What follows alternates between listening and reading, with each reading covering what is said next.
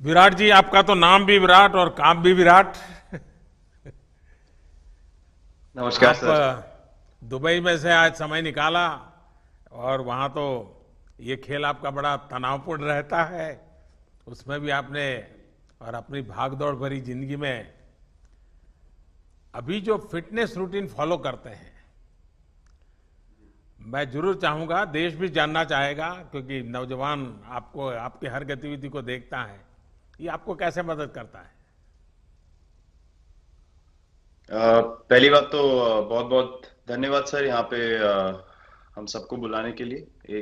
सब लोगों ने फिट इंडिया मूवमेंट के बारे में बात करी और इसके फायदे इसके लाभ हमको रोज अपनी डेली लाइफ में किसी ना किसी तरीके से दिखते हैं। सबने अपने एक्सपीरियंसेस बताए।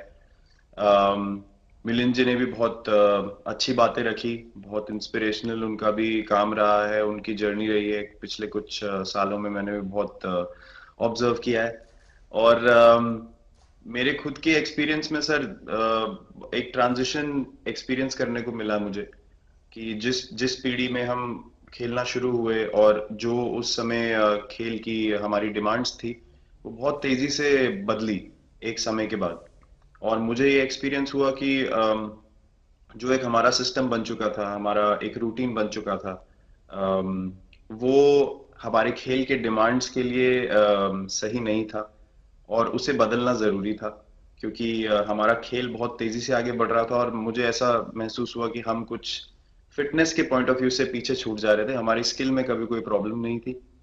तो एक स्वामी जी ने भी बात रखी, आपने भी बात करी, मिलिंद जी ने भी पहले बताया। एक जो सेल्फ रियलाइजेशन की बात है कि आपको खुद से रियलाइज हो कि मुझे क्या बदलना है अपने अंदर।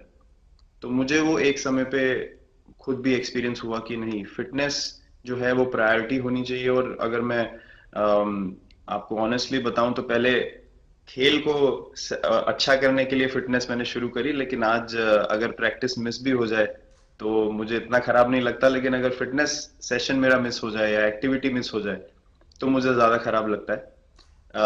तो इसके फायदे जो हैं तो सर वो सबसे पहले आपको ये जो नया मंत्र जगा, तो दिल्ली के छोले भटूरे का ही बहुत दुखता हुआ होगा। बहुत ज्यादा सर। मतलब जो अभी हमने थोड़ी देर पहले बात करी कि हमारा जो नेटिव डाइट है, एक जिस रीजन से हम आते हैं उसका जो हम वो खाते हैं, उससे कभी मैंने कभी एक्सपीरियंस नहीं किया कि हेल्थ इश्यूज हुए हो या किसी को कोई बीमारियों का सामना करना पड़ा हो। मेरी खुद के एक्सपीरियंस में मेरी नानी, मैंने बहुत समय तक देखा, इतनी ज्यादा उम्र में भी उनकी हेल्थ हमेशा ठीक रही। हमेशा उन्होंने घर का सिंपल खाना खाया। तो मैं जब पला बड़ा तो शहरी खाना, मतलब बहुत ज्यादा बाहर का खाना होता था। खेलने कूदने जाते थे तो आते जाते बहुत सारी चीजें ऐसी खा ली कि जो हेल्थ पॉइंट ऑफ व्यू से अच्छी नहीं है। तो डाइट का भी एक बहुत बड़ा कंट्रीब्यूशन था, जो डिसिप्लिन नहीं था। तो वो फिटनेस, फिजिकल फिटनेस और डाइट दोनों चेंज करना पड़ा सर। उसकी वजह से ही चेंजेस आने शुरू हुए। और मैं इस चीज से इसलिए रिलेट कर पाता हूँ क्योंकि जैसे हमारे खेल में चेंजेस आए, आज की लाइफ की भी डिमांड्स बहुत ज्यादा हो गई हैं, बहुत हेक्टिक हो गई है लाइफ। तो अगर हम अपनी फिटनेस को उस पेस के साथ नहीं रखेंगे, सिंक में नहीं रखेंगे, तो हम पीछे छूटते चले जाएंगे। तो अगर हम लोग अपनी फिटनेस को नहीं इंप्रूव करते तो हमारे खेल में भी आज हम बहुत पीछे छूटते चले जाते। क्योंकि आप सिर्फ अपनी स्किल पे डिपेंड नहीं कर सकते। आपका जो मेंटल स्ट्रेंथ है, वो आपका शरीर कितना तंदुरुस्त है और आपका दिमाग कितना तंदुरुस्त है, उस दोनों का एक कॉम्बिनेशन साथ में चलता है। तो अगर मेरा शरीर सपोर्ट नहीं कर रहा है जो मेरा दिमाग सोच रहा है, तो मैं जो करना चाहता हूँ मैं नहीं कर पाऊंगा। तो मुझे आपके ये छोटे सामने छोटे कैलोरी चेंजेस कम सब। करने का भी तो चैलेंज रहता होगा और इतना बड़ा काम करने का भी चैलेंज रहता होगा। उसको कैसे हैंडल करते हैं। सर मैंने अभी जो अपने अनुभव में मैंने ये चीज एक्सपीरियंस करी है वो ये है कि खाने के बीच में समय देना बहुत जरूरी है। हम लोग बहुत बार खाते हैं और फिर बड़ी मील के बाद वो छोटा छोटा खाते चले जाते हैं पूरा दिन। तो वो जो हमारा सिस्टम है, उसको कहीं प्रोसेस करने का मौका ही नहीं मिलता खाने को, और रात तक हम खाते चले जाते हैं। तो मैं जब छोटा भी था तो 11:30 12 बजे डिनर हो रहा है, उसके बाद मीठा खा के एकदम सो गए। कुछ एक्टिविटी नहीं, कुछ उसके बाद वॉक नहीं। तो आई थिंक ये छोटी छोटी चीजें जो है जो बहुत मैटर करती हैं कि आप अपने अंदर के सिस्टम को भी कितना समय दे रहे हैं उस खाने को प्रोसेस करने के लिए जो आप खा रहे हैं। तो उसके लिए अवेयरनेस बहुत जरूरी है कि आप किस वजह से कर रहे हैं। आप अपने आप को ओवरऑल फिट रखने के लिए कर रहे हैं या फिर सिर्फ वेट लॉस के लिए कर रहे हैं, जैसे अभी रुजुता जी ने बोला।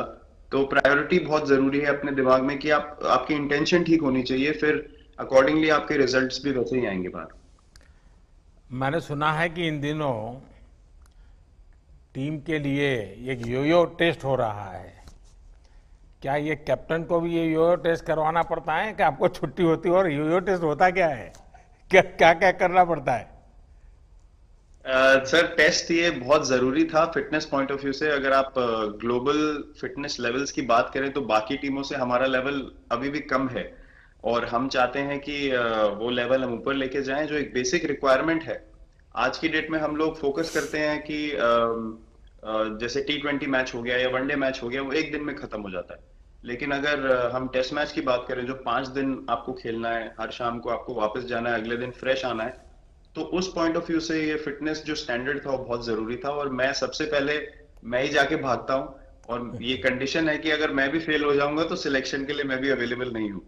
तो आई थिंक ये सिस्टम और ये कल्चर सेट करना बहुत जरूरी होता है। और उससे क्या होता है सर, ओवरऑल एक जो फिटनेस लेवल है टीम का बढ़ेगा। जैसे टेस्ट क्रिकेट में हमारा बहुत बार होता है कि आप थके हुए हैं, तीसरे दिन आके आपको, जैसे हमारे फास्ट बॉलर्स हैं आज की डेट में, वो दुनिया में सबसे ऊपर है, तो उनको अगर दूसरे तीसरे चौथे दिन आके वो एफर्ट डालना है फील्ड पे, तो वो डाल सकते हैं। पहले क्या होता था, स्किल हमारे पास हमेशा से रही है, लेकिन शायद जो मैंने आपको बोला वो ट्रांजिशन मैंने जो एक्सपीरियंस किया, हम लोग वो जरूरी समय जो आता है जहाँ पे शरीर थक जाता है और टीम को आपकी जरूरत है, वहां पे परफॉर्मेंस जो है हमारी डिप हो जाती थी और दूसरी टीम जीत जाती थी।